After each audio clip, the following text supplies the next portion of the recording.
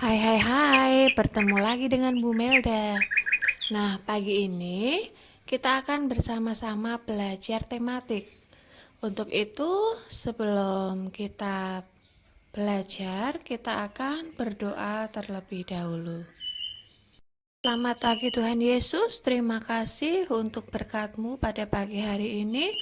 Anak-anak-Mu akan kembali belajar ya Tuhan, kiranya Engkau memberkati kami.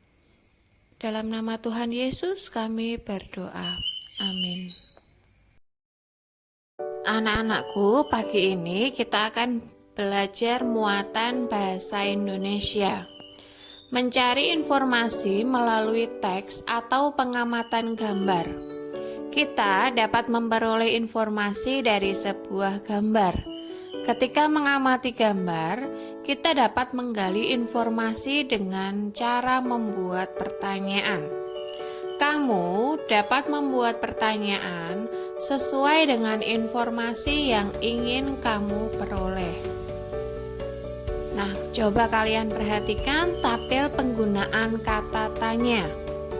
Kata tanya apa itu digunakan untuk menanyakan benda, keadaan, atau perbuatan.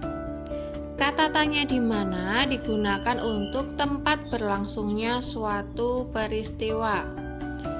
Kata tanya kapan digunakan untuk menanyakan waktu kejadian terjadinya sebuah peristiwa. Kata tanya siapa digunakan untuk menanyakan orang atau pelaku. Kata tanya mengapa digunakan untuk menanyakan sebab atau alasan sebuah peristiwa. Kata tanya bagaimana digunakan untuk menanyakan keadaan, cara, atau proses peristiwa terjadi. Kata tanya berapa digunakan untuk menanyakan banyak, jumlah, dan satuan. Nah, di sini kita bisa melihat gambar. Nah, kalian bisa membuat pertanyaan dengan mengamati gambar. Berikut ini adalah contoh pertanyaan yang dapat kita buat dengan mengamati gambar. Pertanyaannya adalah, siapa yang membuat lukisan ini? Nah, saat kalian membaca teks, kalian juga bisa membuat pertanyaan. Nah, kalian perhatikan cuplikan teks berikut ini. Di sekolah, Dedi terdapat lapangan. Pada jam istirahat, anak-anak senang bermain di lapangan. Mereka melakukan berbagai macam permainan. Nah, kalian bisa membuat pertanyaan sesuai dengan teks tersebut. Contoh pertanyaannya, kata tanya di mana? Di mana anak-anak bermain? Jawabannya adalah anak-anak bermain di lapangan. Yang kedua, kata tanya kapan? Kapan anak-anak bermain di lapangan? Jawabannya adalah anak-anak bermain di lapangan saat jam istirahat. Menuliskan cerita berdasarkan pengamatan gambar. Ayo menulis cerita tentang pengamatan di sekolah. Nah, ikutilah langkah-langkah berikut. Yang pertama, amatilah gambar dengan cermat, misalnya wujud benda pada gambar. Yang kedua, dengarkan cerita gurumu dengan seksama. Yang ketiga, buatlah cerita singkat berdasarkan gambar dan cerita yang kamu dengar. Yang keempat, gunakan dengan bahasa yang baik dan benar. Ayo amatilah gambar berikut. Mengamati benda. Dedi mengamati minyak dengan memiringkan gelas. Bentuk minyak berubah-ubah mengikuti bentuk gelas. Eko memutar gangsing untuk mengamati bentuknya. Bentuk gangsing yang berputar selalu tetap. Siti mengikat balonnya agar tidak terbang. Balon dapat terbang karena adanya gas. Nah, kalian lihat gambar-gambar benda berikut. Ada minyak goreng, kecap, seragam, dan balon. Minyak goreng wujudnya cair, bentuknya bisa berubah.